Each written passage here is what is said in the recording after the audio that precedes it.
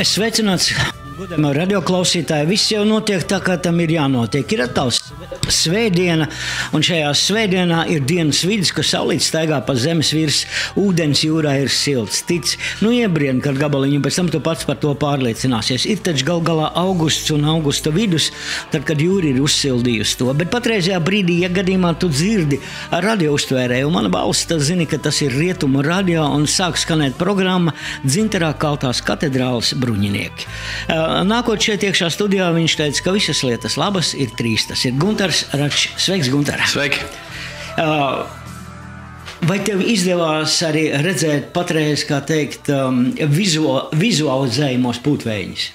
Vēl nē, bet es plānoju pēc šī raidījuma pirms apmeklēt to vietu, kā izskatās tagad. Un kā vizuāliem, es esmu apskatījies, esmu redzējis. Kā tev liekas? Būs forši? Es neesmu analizējis. Es esmu tāds cilvēks, kurš diezgan paļaujās uz tiem cilvēkiem, kas zina, ko dara. Ja? Un man šķiet, ka tas ir tik daudz un tik ilgi diskutēts par to, kā vajadzētu būt, vai vispār vajadzētu, un kad vajadzētu būt, un vai vispār kāds to darīs, ka es ļoti, ļoti priecājos, ka tas notiek. Mums šonadēļ Liepājā bija ceturtdiena tāda maza tikšanās ar cilvēkiem, kuri pūtveņiem bijuši saistīti, kā Andžels Remes un Aija Engelmana, Jākabs Ozoliņš. Viņi arī sacīja, ka skatoties tajās bildēs, un arī patreizējā direktora Vita Hartmana teica, ka būs ļoti labi. Tā kā, man liekas, saliekot tautu teikto, viņu teikto, cerīgi. Cerīgi, jā, protams, visas lietas, kas notiek, jau ir cerīgas. Lietas, par kurām mēs domājam un ilgi domājam, kā vienalga Rīgā, teiksim, tur koncerta zāle, mēs tā arī domājam.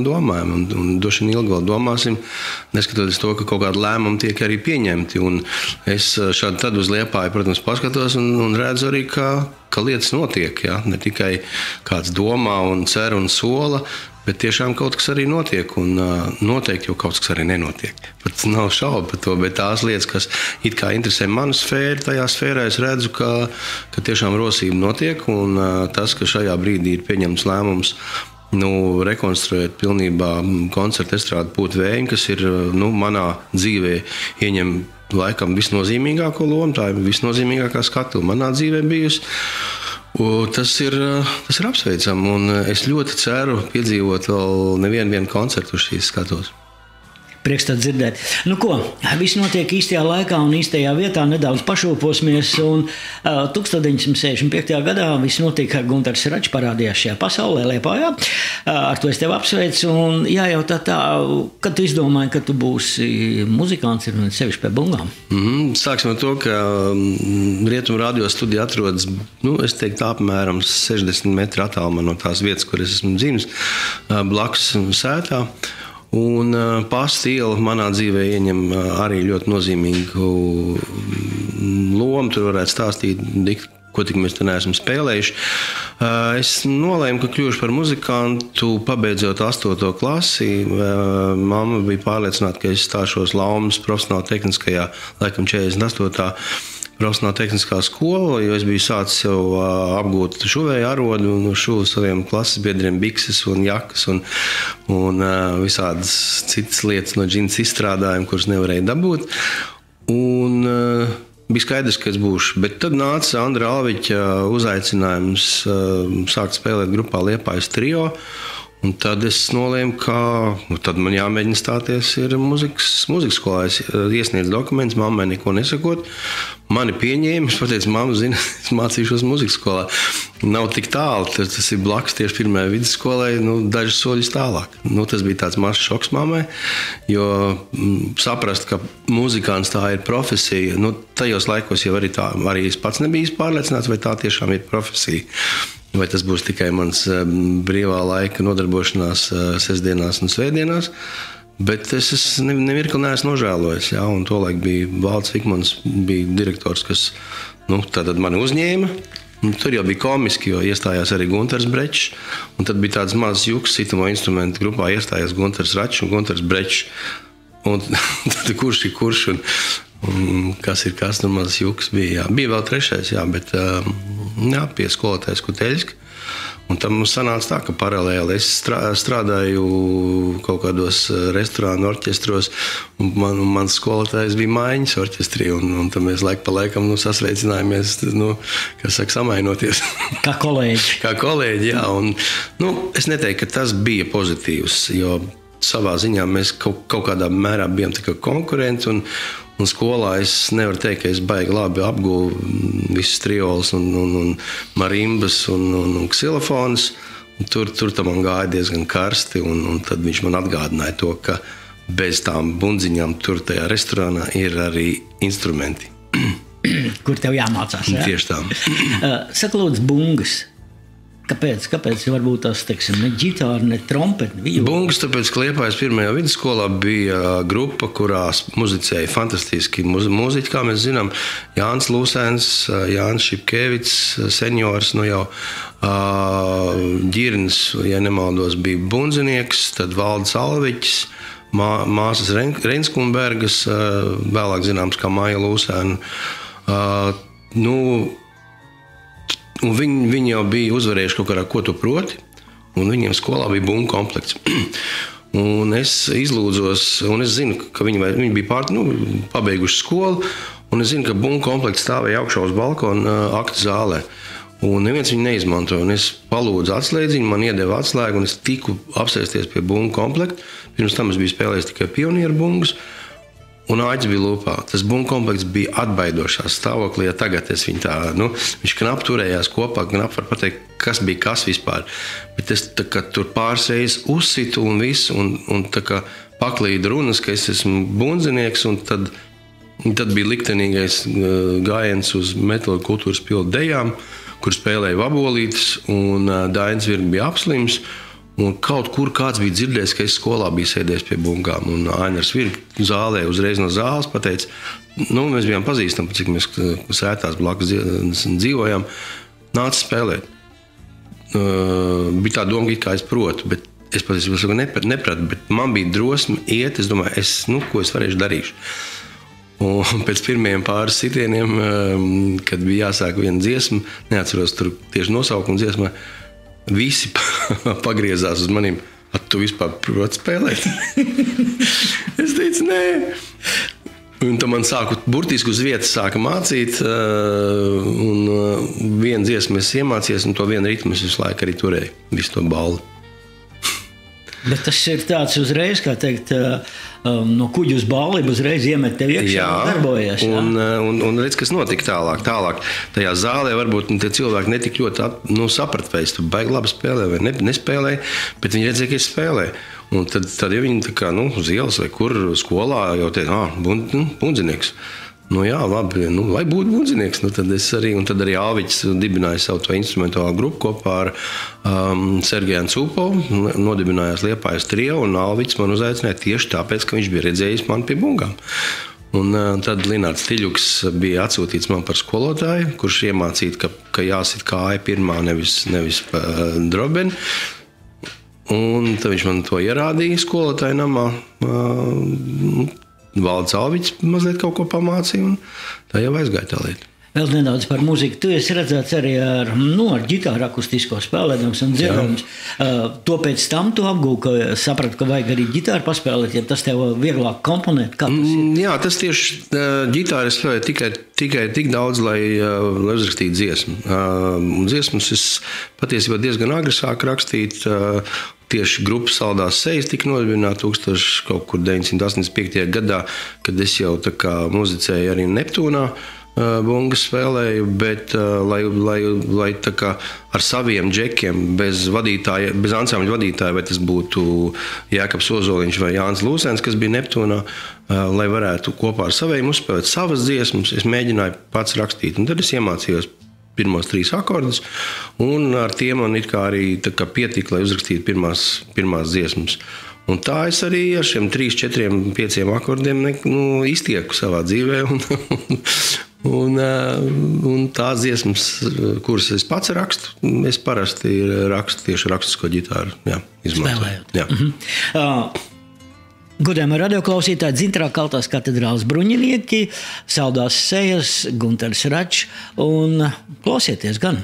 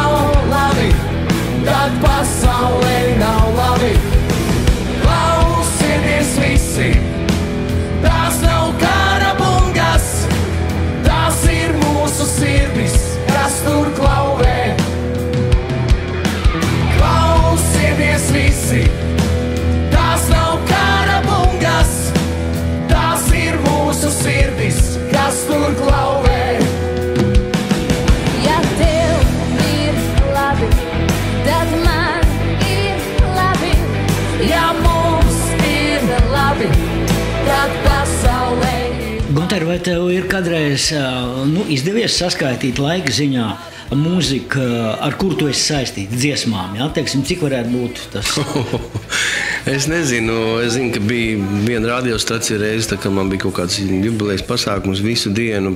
Gandrīz bija tā, ka atskaņoja dziesmas, kurām ir mani vārdi, un tā kā pietika, ja? Vismaz dienas periodam. Es visu dienu neklausījos, bet diezgan ilgi varēja atskaņot. Neesmu skaitījis, man tas, godīgi sakot, maz interesē. Un tad, kad es nevarēšu vairs uzrakstīt nevienu dziesmu, nevienu rindiņu, varbūt tad es sākšu arī skaitīt, jo šobrīd man tas pilnīgi nav aktuāli. Es zinu, ka salīdzinoši ar daudziem citiem maniem amatbrāļiem ir daudz, jā. Varētu teikt, ka daudz. Es nevaru teikt, ka tas ir kaut kā tā vidēji, daudz maz. Tas ir tā salīdzinoši diezgan daudz. Un es daudz strādāju, es daudz arī kļūdos, un es nebaidos no tām kļūdām, jo visādi savādāk es nekad nezināšu, kā tad ir pareizi. Un dažreiz par tām kļūdām es arī dabonu pa muguru, izdodot vai izlaižot kaut kādas dziesmas, kas varbūt nav dzīvot spējīgas, jā, bet atkal kā gan es savādāk varētu par to pārliecināties. Es patiesībā sakot, es diezgan daudz šajā ziņā esmu centies mācīties arī es negribu, nedod Dievs, lai kāds tagad mēģina salīdzināt, bet no maestro Raimonda Pāvera, kur man ir bijusi jau gan tuvu pie 30 gadu gara sadarbība, un ar kuru es ļoti lepojos, bet es negribot skatos, kā viņš dara, cik reižu viņš ar vienu dziesmu eksperimentē, kamēr tas īstais izpildītājs atrodas. Bieži vien ir katrai dziesmai, ja jūs papētīsiet Pāvera repertuāru, 2, 3, 4 izpildītāji. To ar Kredo diezgan labi to zina, ka viņš iedeva jums to repertuāru. Tad tur skatos Siksnu dzied to repertuāru, Kukuli dzied to repertuāru, vēl kaut kas, bet tā dažas versijas īstās tomēr, manuprāt, jums izdevās, ka jūs nostabilizējat tās kā galvenās. Tā kā, tā arī es daru. Saka, lūdzu, Vistola, kas tev bija pirmais? Vai pirmais no tevis paša nāca ārā mūzika vai dzēja? Dzejols, jā, dzejols. Un man tās ir divas, mēģināšu ātri kaut kā tā pastāstīt, kā es to sev nodalu. Jo lai uzrakstītu dziesmu, tomēr tas ir kolektīvs darbs. Jā. Tas ir man pārsvarā, ja es pats nerakstu dziesmu, kuras pats esmu rakstījis melodiju un pats arī izpildu, tādas nav tik daudz, bet pārsvarā es rakstu ar kādu komponistu. Un komponistam ir savas vēlmes. Bieži vien strādāju jau ar gatavu melodiju, tātad man jāpielāgojas ir, teiksim, viņu taktsmēram, nošu skanējumam un visam pārējiem, un ritmikai, sinkopēm. Tad es vienkārši esmu spiests pakļaut savu rakstīto labskanībai tai melodijai. Līdz ar to var būt kaut kas dažreiz zūd saturiski, bet atkal iegūst kaut kas labskanīgi. Jā, jo dziesma sastāv ne tikai no satura, bet arī no labskanības. Jā, tev bieži vien paliek, tur ir patskaņa, jā, un tur nevar uz garās nocis. Vienkārši fiziski to nevar izdarīt.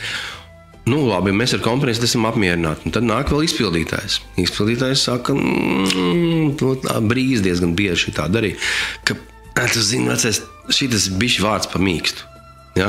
Tagad sāc meklēt kaut kādu skarbāku vārdu speciāli brīzēm. Grodums tieši to pašu darīja, ja? un atteicās dažreiz kaut ko. Viņš saka, šitas te ir, tur nekas, tur vajag kaut ko tādu skarbāku. Ja? Dažreiz es ļauju viņiem arī pat kaut kādas tās savas versijas izmantot. Lūk, un tad vēl ir mūsdienās vispār, tad vēl ir producenti, aranžētā vispār, kas vēl izmaina to struktūru un pasaka, ka beigās tomēr, zini, šitas vārds, ja viņš 3 reizes atkārtosies, nebūs īsti labi. Atkal es kaut ko mainu. Tas ir kolektīvs darbs, rakstīt dziesmu. Vienalga 2 vai 4 vai 5.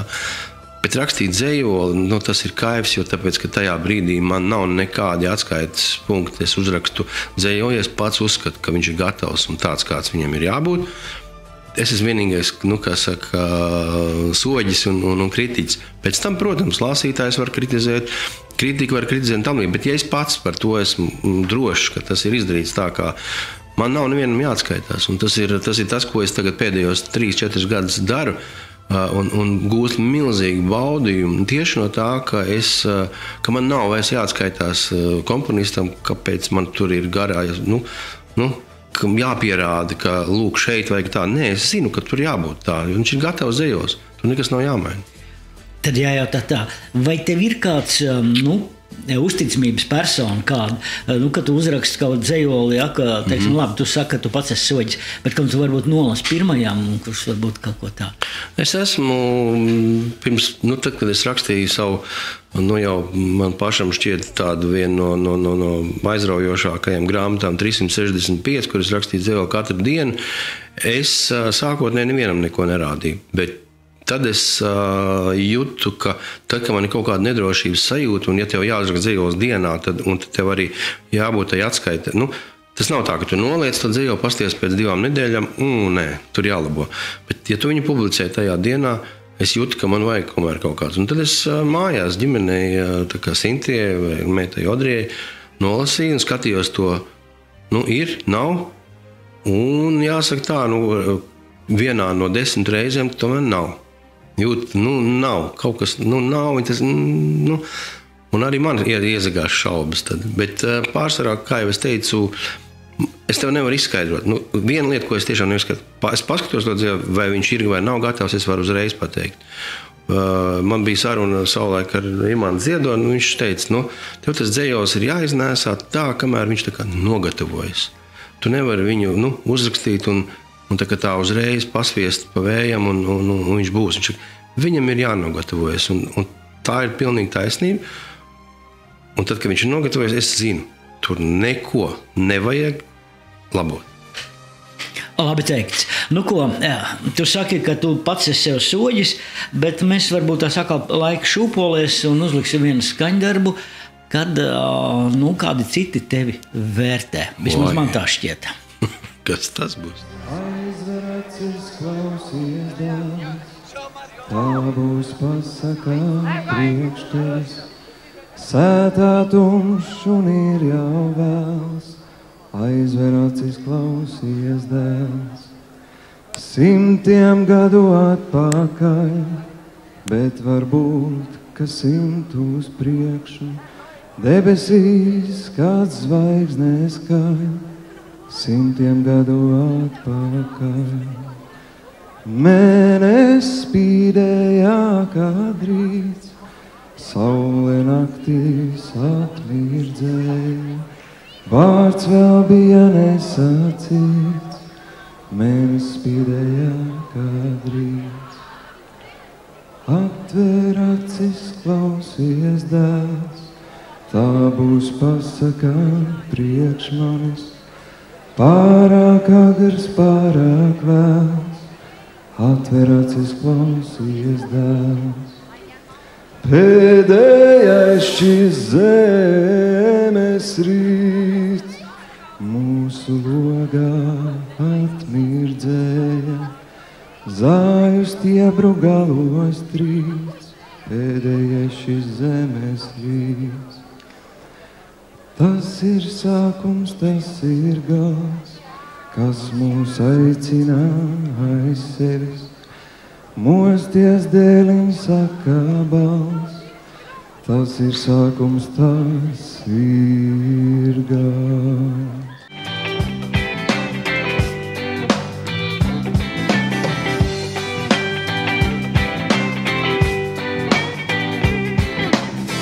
Neviens aiz rokas neturēs, aiz muguras vairs nesēdēs. Tas laiks ir prom atētam, nekad, nekad vairs, nekad, nekad vairs, nekad, nekad vairs nebūs tā.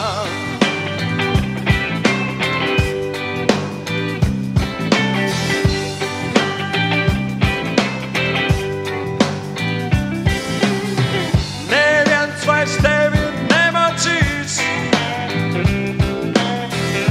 Nu, lūk, tas vērtējums bija toreiz vienkārši izcils. Jā, vērtējums bija izcils, un, protams, šo Liepājas Zinteru 92. gadā es nevaru, es nekad mūzētu droši vien neaizmirsīšu divu iemeslu dēļ. Viens ir, ka beidzot, ka mēs plūcām laurus ar grupu Bet, ieņemot Grand Prix, saņemot 500 guldeņus. Tā bija balva, ja, par kuru mēs nopirkām video magnetofonu, kuru pēc tam pārdevām dārgāk un pēc tam sadalījām naudu. Mums visiem sanāca diezgan laba summa.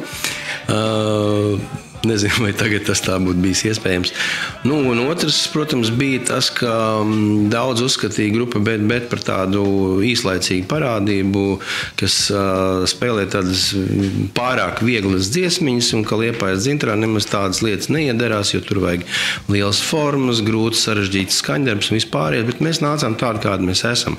Un šie 30 gadi, kurus mēs esam kopā, ir pierādījuši to, ka tas nav nekāds joks. Tā vienkārši tas ir tāds žanrs, kurš mums ļoti patīk un viegli nāk un arī viegli klausītājiem uztverams. Un tieši tāpēc mēs toreiz saņēmām diezgan tādas tur skarbas vērtējumus. Tur neatceros, vai tikai arī pats Remes un vēl kaut kas tur negāja pa gaisu, un tur bija daži, kas teica, ka tur žūrija nopirkt un kas tik tur nebija. Apvainojumi bija diezgan tādi nepatīkami, jo nekā tāda nebija. Tu pats esi bijis tur tajā, kāda tur žūrija var, nekādam ir nauda, par ko tur kaut ko nopirkt, neviens ar tik muļķis nav, lai kaut ko tādu darīt. Bet tas apvainojumi bija, un kā jau vienmēr konkursos, mūziķi tur savstarpēji tur plēšās, lai atceramies, kad tur dalīja to mikrobusiņu Latvijas starp Zodiaku un Līviem, un kādas tik tur sazvērstības teorijas aizmugurē nebija. Beigās viss sadzēra kopā un viss bija draugi. Un pārdeva to mikrobusiņu un nopirka aparatūru. Viss normāli, kā tajos laikos. Bet jā, tā balva tā bija pirmā mūsu nozīmīgā, jo mēs tikai 2 gadus pastāvējam. Protams, visi jau bija pieredzējuši muziķi. Zikfrīds jau bija izgājis Zodiaka skolas, bija Jauna mēnesis skola izgājis. Šis sākotnēji joks ar bet viņš ir ļoti, ļoti ilgs, un nākamgad mēs atzīmēsim 30 gadu jubileju. Ieilgs. Es domāju, ka tas, ko jūs darat, vismaz no tāda vērtējuma, es esmu pajautājis daudziem cilvēkiem, nezinu, vai tas ir labi vai slikti salīdzinot, bet arī, labvēlīgais tips, viņš jau arī, teiksim, rada cilvēkiem smaidu uz sejas un labu sajūtu, un arī bet rada smaidu uz seju un labu sajūtu. Tieši tā, un tas tā lielā vērtība, protams, mēs nekad to neesam nolieguši, ir tas, ka mums ir dziedātājs, un ir tik daudz grupu, kurām ir fantastiski mūziķi, daudz labāk par mani, bundzinieki. Latvijā šobrīd jaunā paudze vienkārši, es tur nemaz necenšos sacensties, jā. Nu, kā lai saka, man jau jāsaka tā, ka viņiem ir tas, kas man vairs nav, bet man ir tas, kas viņiem vēl nav. Tā kā, ko lai saka, Zigfrīds, protams, ir mūsu, kamēr, tas tā būs, es domāju, ka mēs ar ļoti daudziem varam sacensties gan emocionāli koncertā, gan enerģiski, gan arī tīri profesionāli, jo tāpēc, ka tas, kā tiešām dzied Zigfrīds, es pats koncertā klausos, vienkārši to baudu. Jā, tas ir tā. Tevi vērtēja šeit, bet vēsture saka, ka toreiz bijis žūrijās. Lūdzu, pastāst par šo sajūtu, ja, ka tev ir jāvērtē kā tu jūties? Tas ir tā, ka, protams, tas nav nekas pateicīgs. Sāksim ar to, ja cilvēki domā, ka cilvēki dodas uz žūrijām un gūst tur baudu. Ir arī visādi gadījumi, ir dažādi cilvēki un tam līdzīgi. Es esmu, cik bijis žūrijās, vienmēr centies pirmkārt vērtēt godīgi, tā kā es to saprotu. Protams, viedokļi atšķirās. Bet es vienmēr esmu gājis tikai ar vienu iemeslu. Es pats strādāju muzikas industrijā, es izdodu ierakstus, joprojām parakstu līgumus ar autoriem un izpildītājiem. Es gāju tur, lai būtu, kā saka, pie pirmās tās sadalas, tur, kur tie jaunie, tagad parādās tie talanti, varbūt parādās. Nevienmēr viņi tur parādās, kā mēs redzam no pēdējā X faktora, 3 uzvarētāji, diemžēl, visu cieņu. Bet vismaz 2 es pat redzējis, vai es neesmu nekur. Bet tur, kur es biju, teiksim, tajā Okarts vai kaut kur, mēs jau sākām gatavot viņiem repertuāru, jo es zināju, ka tikko viņi izies ārā, viņiem būs pirmais jautājums, ko man dziedāt? Jā, tāpēc viņiem mēs jau sākām rakstīt, piedāvāt jau citiem komponistiem dziesmas. Tāpat, Mārtiņš Rusks dzied, Antris Tafeckis joprojām dzied, Samantīna, dzied, pat Eirovīzijā pārstāvēs, tur var vērtēt dažādi domi, bet viņi ir tirgu. Bet cik daudz ir pazuduši, ja? Tur no iepriekšējiem, kas tad Aiša, jāsaka, ir no Talanta fabrikas un Dons, ja? Un daudz vairāk arī nav. Tā kā kaut kādas tomēr pa vienam var izķert arī tādā veidā. Tas nav galīgi ne optimāli labākais veids, jo tāpēc, ka pārsvarā rēķinieties, ka tas ir televīzijas produkts, un televīzijai vajag šovu, viņai vajag intrigas, daudz vairāk par kvalitāti un daudz vairāk par tavu kaut kādu karjeru. Viņam tas maz interesē, viņam interesē tagad un tūlīt, vai skatītājiem būs interesanti redzēt, kā tu slikti nodziedi, ļoti slikti, arī tas ir televīzijai labi. Vai tu esi izcils vienkārši ar kaut ko pārsteidz, un tev vēl televīzija pieliek tev klāt tur kaut kādas epitetus, ka ir milzu atklājums, šova pārsteigums, bet tas vispār ātri noplok. Ļoti ātri noplok. Ja? Tā kā es esmu priecīgs, ka man vairs nav tas jādara, un skatos, kā uz šovu to. Ja? Jo tāpēc, ka redz, ka šobrīd neviens no tiem šoviem nemeklē talantus tādā izpratnē, lai viņiem ilgstoši strādāt. Tas ir mans darbs, bet nevienmēr tas izdodas, jo tāpēc, ka tagad ir arī šovu veidotāji X faktori, viņi uzreiz piedāvā līgumus ar Somu, tur Sony Music, un Sony Music savukārt to pārforvardē igauņiem, un igauņus, kas to dara, es viņus ļoti pazīst, ja? Viņi neko nedara. Viņi vienkārši gaida, ja tu esi X faktoru uzvarētājs, tad tu jau, varbūt kaut kas viss pats no sevis notiks. Es negribu neko sliktu neteikt, tas vienkārši, bet nenotiek. Es jau viņiem teicu, tu gribi, vai no tā kaut kas iznāk. Es saku, ļauj man ar viņu strādāt, es zinu, kas te Latvijā vajadzīgs. Tu taču Igaunijā dzīvos, nezini, kas te ir vajadzīgs. Vai viņai jādzied Paula dziesmas, vai viņai jādzied Zigmāra Liepa dziesmas, vai viņai pašai jāraksta dziesma. Tu pat to nezini. Ja? Tu viņai iedod somu rakstīt dziesmu angļu valodā, kuras te nekad mūžā nestrādās. Labi, tas ir nianses. Labi, pirms mēs pārējām pie kādas citas tēmas, vēsture saka tā, ka visām lietām ir starpnieki, ja? Un ka tev esot bijis starpnieks daudz gadus atpakaļ, varbūt, ka es kļūdos starp tevi un meistara Rēmanu Paulu, viena burvīga sieviete. Ja tu domā Dēla Martinsona? Jā. Jā, Dēla Martinsona ir tā tā, kas mūs saveda ar Raimondu Paulu. Es strādāju Latvijas radio raidījumā Mikrofons. Es gāju no pirmā stāva uz otro, un pa vidu, kā tu zini, tā slavenā istabiņa, kurā Pauls mēdz apgrozīties, un viņi uzreiz tā uz trepēm. Tā kā sanāca, es no augšas nācu, Pauls no apakšas, un pa vidu iznāk viņi. Viņi saka, tā, maestro, šis ir Puškins. Parāda uz mani. Pauls tā skatās, es jau nokaunējos, kāds Puškins. Viņš saka, varbūt jūs varat kopā kaut ko Dzeguzītē uzrakstīt. Jā, lūdzu, Zāniņu vaniņā aiziet un panesās. 30 gadi. Negluži Zāniņu vaniņā.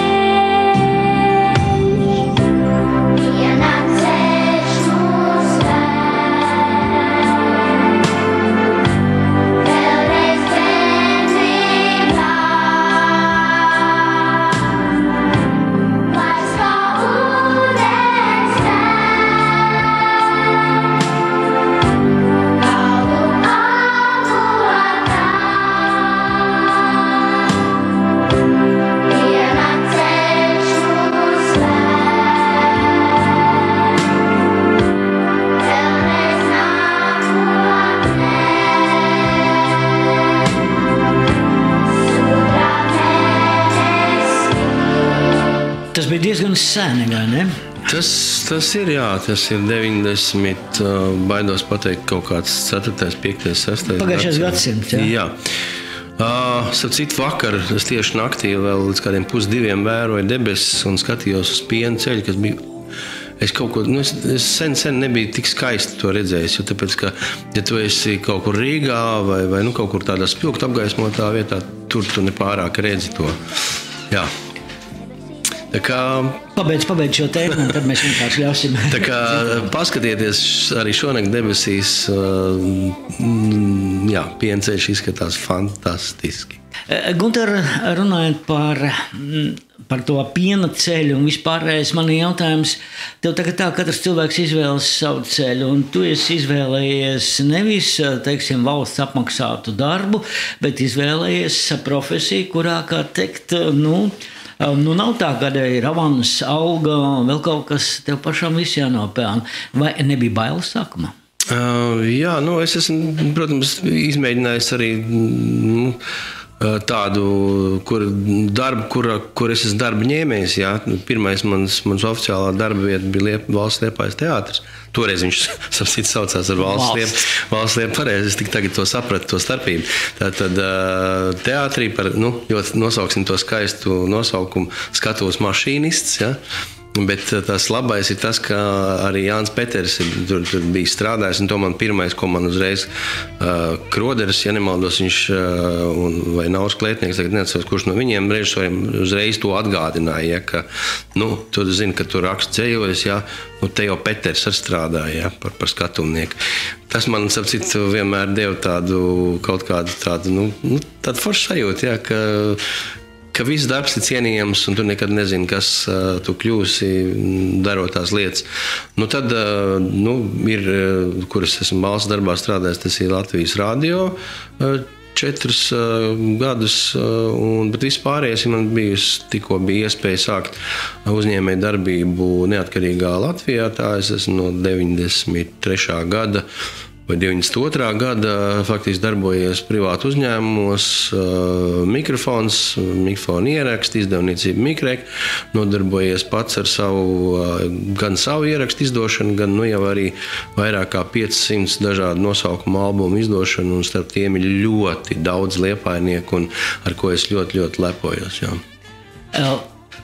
Tev pašam arī ir ar dzēju bijusi, bet vai tev ir ar Dzeguzīti, tev ir mūzika pašam izdots? Ir albums, kur dzīvo laime. Raimonds Pauls pateica, ka viņš nerakstīs Dzeguzītē. Viņš ik pa laikam kaut ko tādu pasaka, ja, pēc tam atkal uzraksta, un tam līdz, bet diezgan ilgi bija noturējies, kad gadus 4, un es viņam jau pat biju sagatavojis dziesmu ciklu. Saku, mums tomēr ir bijuši 4 dziesmu cikli Dzeguzītē, varbūt uzrakstam vēl 5. Nē, tur tagad nav īstais sāstāvs, un tur tā, un man ir kaut kādas citas prioritātes. Un es domāju, es saku, Daila, tu ticēsi vai nē, bet man katram tam dzējolim, ko es uzrakstījis, ir arī savs meldiņš, tā es rakstu.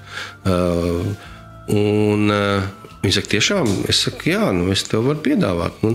Tad es uzaicināju arī solistus dažādus, un tapa albums, kur dzīvo laime, jā, kur gan muzika, gan vārdi ir manēji, un tur arī viena dziesma, ļoti, ļoti vienkārši dziesma, Daudz laimes Latvija, kur es skatos gan kori tagad izpilda, gan svētku reizēs, visās skolās, bērndārzos. Es ļoti priecīgs, ka tā, protams. Pašam tev arī ir izdevies tavs viens no hītiem par dienu, ja, kad atkal viņi nāk katru rītu jaunu. Ja. Vai tev, teiksim, es saprotu, ka tev apkārt ir bijuši ģeniāli izpildītāji, ģeniāli dziedātāji, tā kā tu sacīji par Zigfrīdu, bet vai tev kādreiz pašam tā neliekas, ka es tomēr to varētu labāk nodarīt? Nē, savādāk. Nekad. Nē, tas man gan nekad nav bijis. Ir 1, 2 dziesmas, teiksim, kuras es joprojām izpildu koncertos, un kas arī skanēs ar citu šovakar Liepāja Lake Music koncertā 8 ar saldējām sejām. Ir 2 dziesmas, kuras es domāju, ka neviens labāk par mani nenodziedās. Ir tā, bet tās ir 2 dziesmas. Visas pārējās, kuras esmu rakstījis, ir, teiksim, tīri, varbūt, kā lai saka, tā vēstījuma ziņā, man šķiet, ka varbūt, ka es varētu izstāstīt labāk. Ka, nevienmēr tas dziedātājs ir pratis to vēstījumu novest līdz galam. Un bieži vien es nesaukšu šos dziedātājus vārdā ar lieliskām balsīm, viņi vispār nesaprot, par ko viņi dzied. Patiešām. Un es vienkārši saku, man ir žēl klausīties. Es viņam saku, bet tu saproti, par ko tu dziedi. Tu vispār nodziedāji pilnīgi cits vārdus arī, pirmkārtam jau. Jā, es domāju, ka tā ir loģiski. Bet es saku, izlasi. Nevis votu, bet lūk, izlasi. Jā, es saku, vai tev šķiet, ka tas ir loģiski? Otram kārtām, tu vispār saprati, par ko es uzrakstīju? Dažiem jau esmu, kā saka, uz to ar tik daudziem tiešām lieliskiem dziedām, ka es viņiem varu godīgi pateikt. Ja. Visu, ko es domāju, ja viņš melo klausītājiem vienkārši, jo daudz tiešām vienkārši emocijas novilto. Es domāju, ka liela daļa skatītāji, protams, to uzreiz atšifrē. Ja ne uzreiz, tad ar laiku. Un tie dziedātāji paliek par otrā plāna dziedātājiem. Viņi bieži uzstājās, viņi visi kaut kur ir, jo tāpēc, ka balss viņiem ir lielisks, bet viņi nekad neaizkustina klausītājs tik ļoti, kā kaut vai vienalga. Saka, vai Austrai Pumperei bija lieliska balss? Grūti, kā to ņemt? Tas ir tāpēc kā Bobam Dylanam, vai tad viņam ir skaista balss. Tad, kad viņam to pārmet, viņš saka, es tā dziedu. Un es paklausos, kā viņš dzied, un es viņam noticu daudz vairāk nekā kādam citam ar skolotu skaistu balsi, kurš to izdzied vienkārši kā notis. Paklausīsimies vienu dziesmu, ko tu izdziedi, ja drīkst.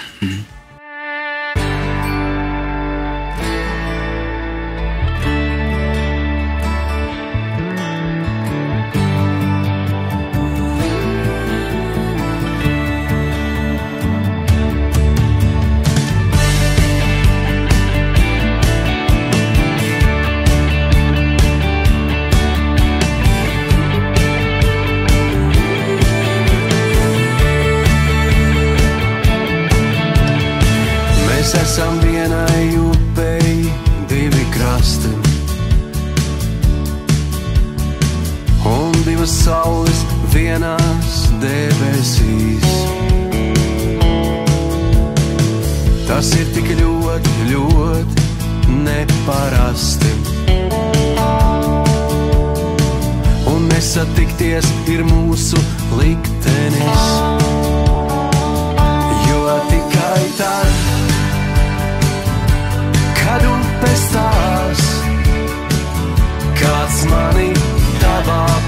pusē pāriet pierunās, jo tikai tad, kad upes tās, kāds mani tavā pusē pāriet pierunās. Kāpēc tie cilvēki tik gardi smejas? Tie netic paši savai ticībai. Mēs esam viena Dieva, divas sejas. No viena avota līdz mūžībai.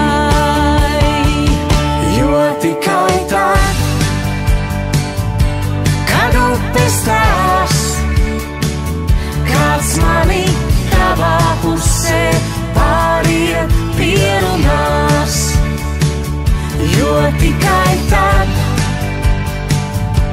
kad upes tās, kāds mani tavā pusē pāriet pierunās. Saka, lūdzu, kā tev labāk patīk rakstīt dzejoli, ja mūziku vienam cilvēkam vai duetam? Jo, teiksim, ja tu esi vairāk vai mazāk jau tos gadus bijis kopā Maestro, viņš jau tos duets parasti. Viņš jau ļoti daudz raksta, bet tieši par šo dziesmu runājot, es biju uzrakstījis kā solo dziesmu. Man bija vien brīdi tāda doma, ka es tagad apkopošu dziesmas, kuras es pats arī iedziedu. Es viņu pilnībā viens pats arī iedziedāju, un pusi dziesmā man vienkārši apnika klausīties. Es domāju, tur nav nekādas jaunas informācijas klāt, izņemot tekstuālo, protams, bet ir muzikāls un kaut kāda sajūta līmenī, un es jūtu, ka tur vajadzīgs ir duets, un pie kam es izlasīju to tekstu, es sapratu, es taču esmu uzrakstījis duetu, patiesībā sakot, jo tas ir stāsts par diviem krastiem, kas nekad nesatieks, jo pa vidu ir strauja upe, ko mēs mēdzam saukt arī par dzīvi, un tad tu tikai skaties uz to otru krastu, viņš patīk, bet tu tur netiec nekādīgi. Un es domāju, ko es varētu uzrunāt par duetu partneri, es domāju, noriskējuši ar mūsu fantastiskās balss īpašniece, primadona, viss varētu daudz visādas epitētas lietot, Olga, es saku, Olga, piedod, es tā uzrakstīju dziesmu, tu būtu ar mieru man iedzēt. Kunta, bet, protams, Olga tā savā atklātībā, savā tādā tīrradnībā uzreiz piekrita, atnāca, iedziedāja, viņš saka, forša dziesma.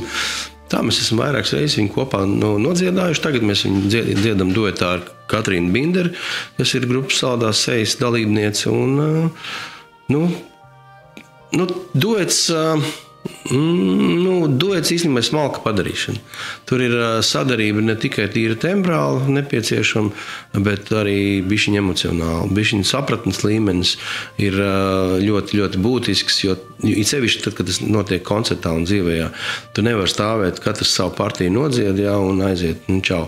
Ja tur nenotiek dzirksteli, kā saka, ja tur nenotiek kaut vai tu, pieliec visas pūles, bet radi sajūtu, ka tu to cilvēku kaut kādā veidā mīli, ar kur tu dziedi mīles duetu. Ja? Tas taču cilvēkiem ir nepieciešams. Tu nevari nodziedāt mīles duetu un neskatoties acīs. Tā ir smalka padarīšana. Jā. Tas jau ir, tur jau ir tas mākslinieckais, kas saka, elements, ka ir viena tā pat dziesma un katrs to nodziedās savādāk. Tu runāji par to, kam jānotiek uz skatuves, zināmā mērā.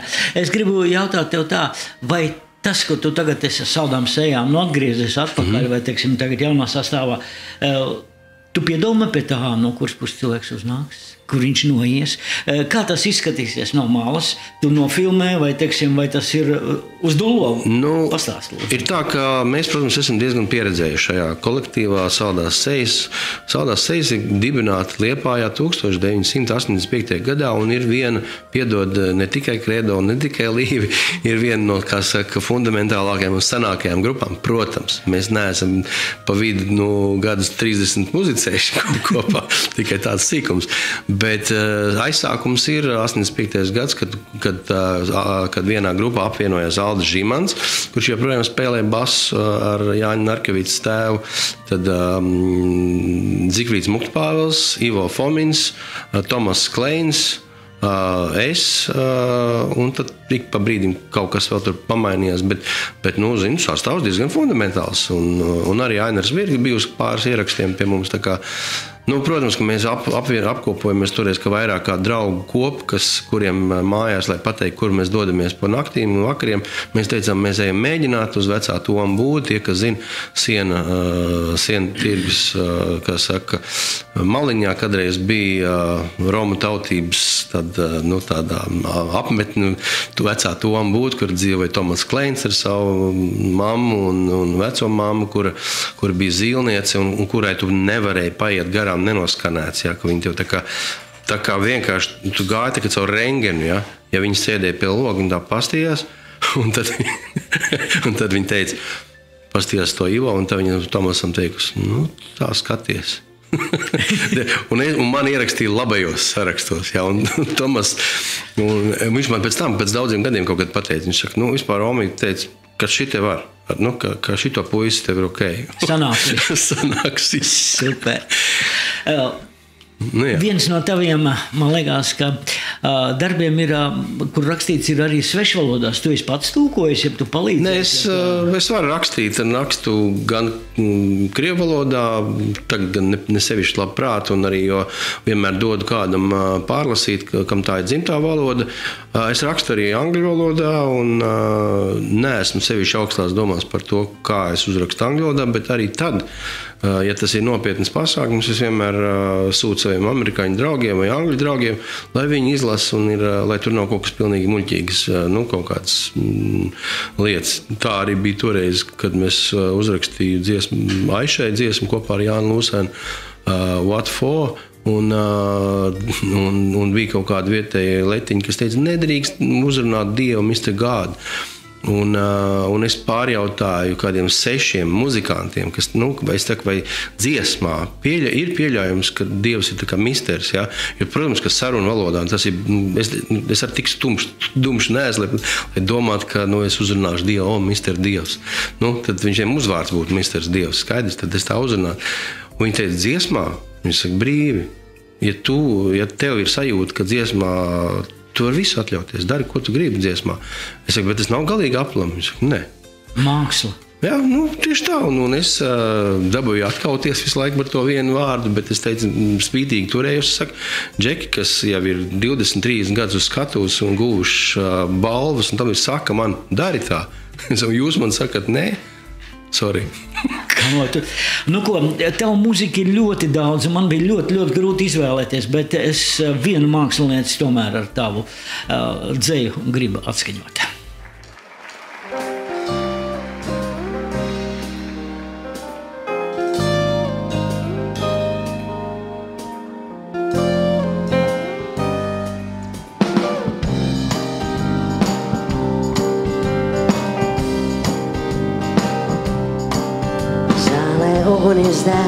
Klusa mūzika skan, kā ar taureņa spārnu.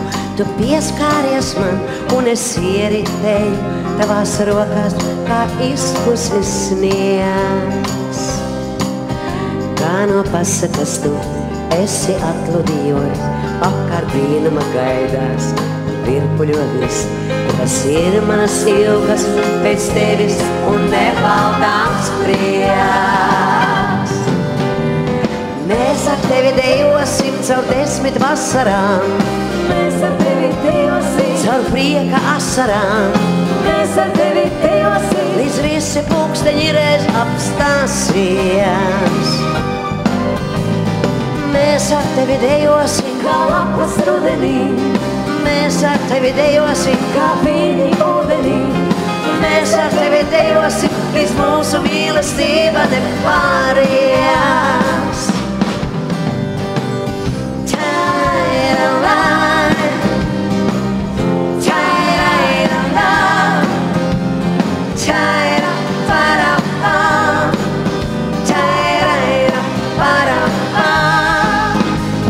Vienīgā mūzika apkārt un viss, kamēr sirds mana jutīs, tā neapklusīs. Divi vien šajā zālē šodien par likteni sauc. Kā no nav pasakas senas, ir šī aina korēts, zālē lūduri jau kāds, uguni dēdz. Gunter, tev noteikti ir daudz mākslinieki, kuri, tev pašam patīk, kur izpild tavas dziesmas. Es jau tev man liekas, es teicis, bet Laimas balss jau laikam var klausīties un tiešām klausīties. Jā, es esmu droši vien pateicīgs liktenim, un šī liktena sastāvdaļa ir lielā mērā Raimonds Pauls, kurš man ir savedis ar ļoti daudziem izpildītājiem kopā, un arī viens no pašiem pirmajiem sadarbības darbiem ar Raimondu Paulu bija tieši darbs tieši Laimai.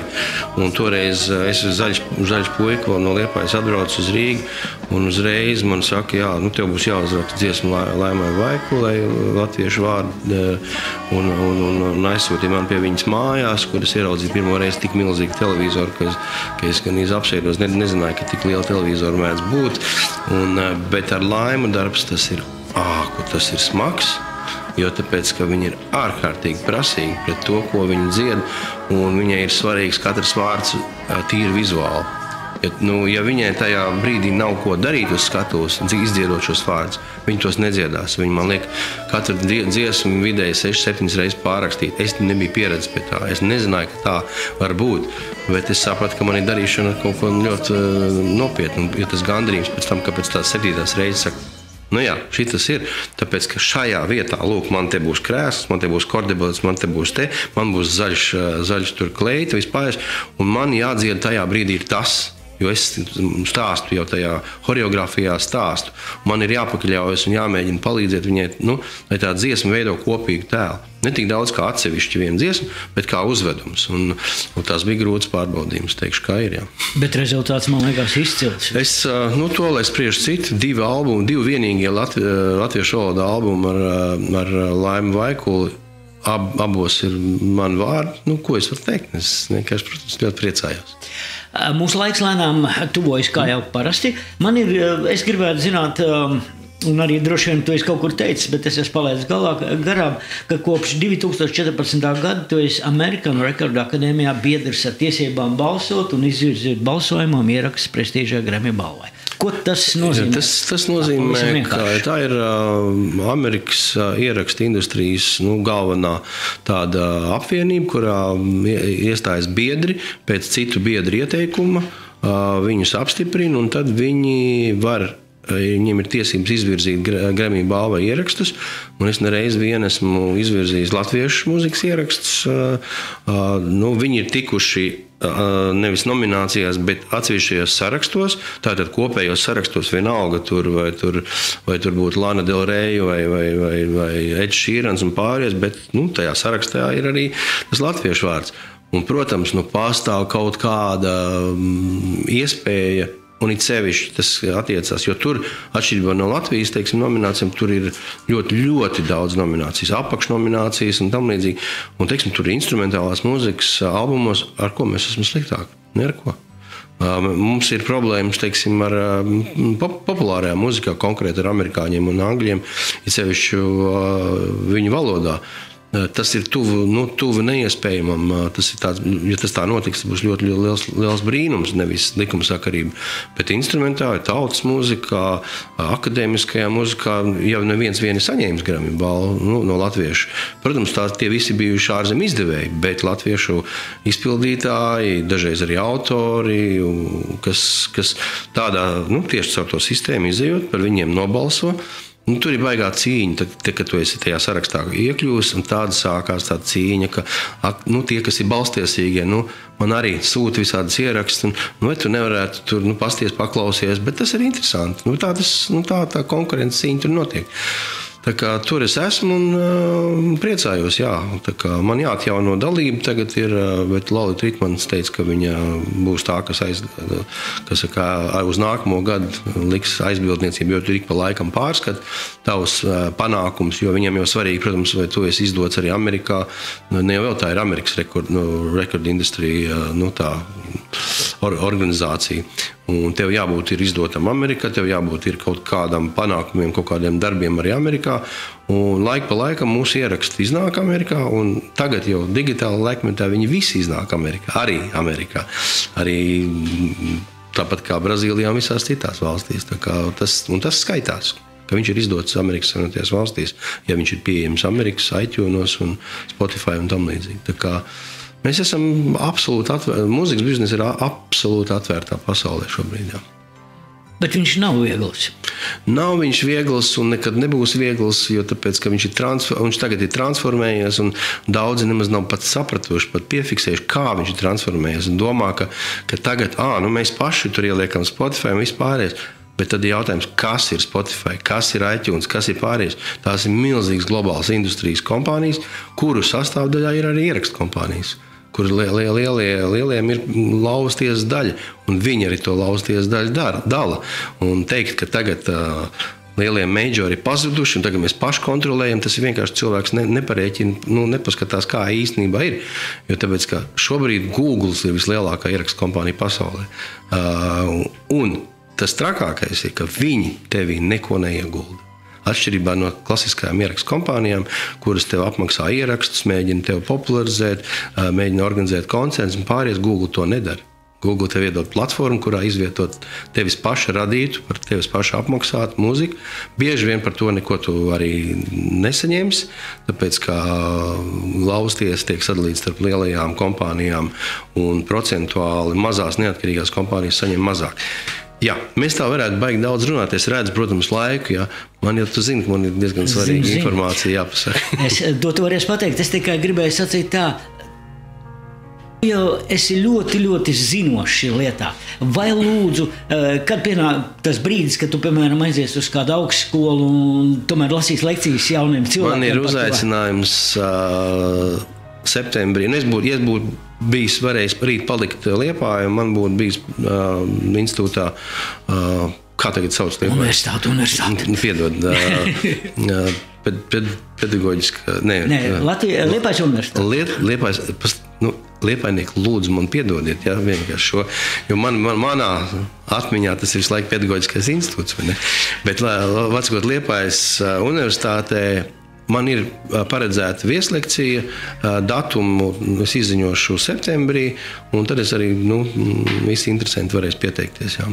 Tā ir. Super. Pirms mēs atskaņojam pēdējo dziesmu. Lūdzu, šovakar 8:00 Liepāja Lake Music. Mēs ar saldajām sejām sniegsim performanci, vienu no retajiem, tādu diezgan salīdzinoši klusinātu, akustisku, un tā atšķirsies no citām programmām, kuras mēs jau esam atskaņojuši varbūt Lielajā Dzintrā vai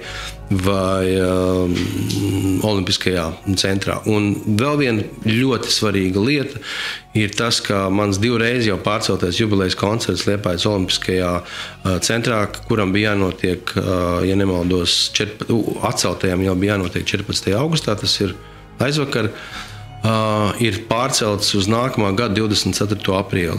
Es nezinu, tāpat kā neviens no mums nezina, vai mēs varēsim šajā zālē 2000 cilvēku pulcēties. Es nezinu, bet pārcelt viņu uz citu vietu es vienkārši nevaru atļauties tīri finansiāli, es būšu liels zaudētājs, jo visur citur pārceļot, pirmkārt, es nevaru nodrošināt skatītājiem tieši to vietu, ko viņš ir iegādājies. Es nevaru nodrošināt, ka būs tāda paša apskaņošana, ka būs tāds pats zāles izvietojums. Es varu tikai šajā zālē, tāpēc man nāksies pārcelt, kamēr tur drīkstēs. Es ļoti visiem atvainojos par to. Man nav tā, ka es jūtos vainīgs par to, bet es esmu spiests ievērot visus drošības noteikumus, un pat tad, ja varēs pulcēties 3000, kā saka, ja, vai 1000 vai 2, man būs jāievēro distance, un vēl katrs cilvēks jāreģistrē. Un iedomājieties, ko nozīmē reģistrēt 2000 cilvēkus. Tas nozīmē, ka man būs jālūdz nākņiem 2 stundu iepriekš uz koncertu. Tās būs mocības mums visiem.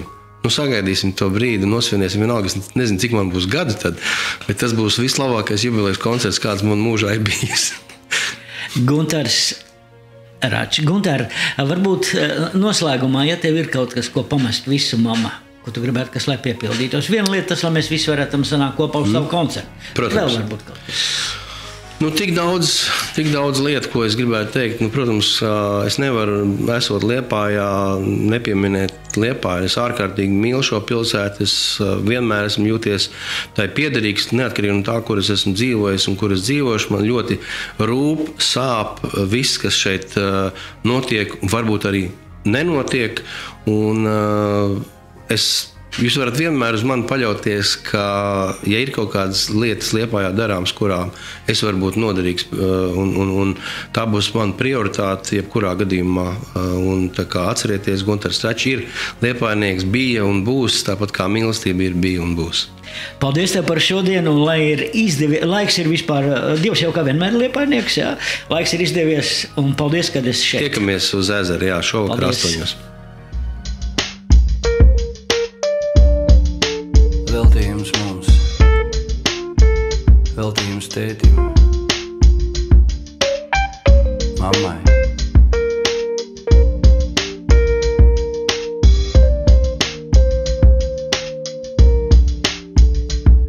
Uz Uliha un Peldu ielas stūra sēž muzikants un zīlē debesīs. Pa labi saule riet un trako jūra, pa kreisi ceļš līdz kalnam aizvedīs. Šī pasaule ir tikko uzzīmēta, un muzikants jau vēl nav muzikants. Uz Uliha un Peldu ielas stūra ir uzrakstīts viens dziesmas pirmais pants.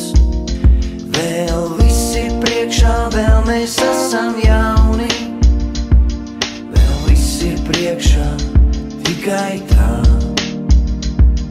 Uz Uliha un Peldu ielas stūra mēs satiekamies reizi gadsimtā. Uz kuru pusi vedīs laika tramvajs, to muzikantam neteica neviens. Un sliedēm klaudžot rāva arvien tālāk, kur katra diena bīstams pagrieziens. Bet vēl arvien kāds puika sēž un sapņo uz vecās pasta mājas kāpņu kants. Uz Uliha un Peldu ielas stūra Pats savu dzīvi spēlē muzikants. Vēl viss ir priekšā, vēl mēs esam jauni. Vēl viss ir priekšā, tikai tā. Uz Uliha un Peldu ielas stūra mēs satiekamies reizi gadsimtā. Vēl viss ir priekšā, vēl mēs esam jauni. Vēl viss ir priekšā, un tikai tā. Uz Uliha un Peldu ielas stūra mēs satiekamies reizi gadsimtā.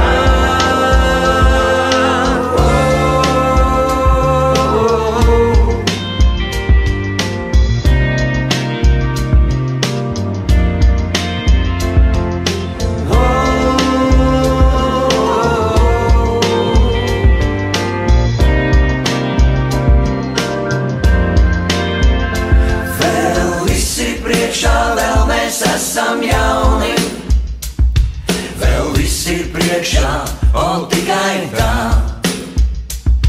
Uz Uliha un Peldu ielas stūra mēs satiekamies reizi gadsimtā. Vēl viss ir priekšā, vēl mēs esam jauni. Vēl viss ir priekšā, un tikai tā. Uz Uliha un Peldu ielas stūra mēs satiekamies reizi gadsimtā. Bet vēl arvien kāds puika sēž un sapņo uz vecās pasta mājas kāpņu kants. Uz Uliha un Peldu ielas stūra pa savu dzīvi spēlē muzikants.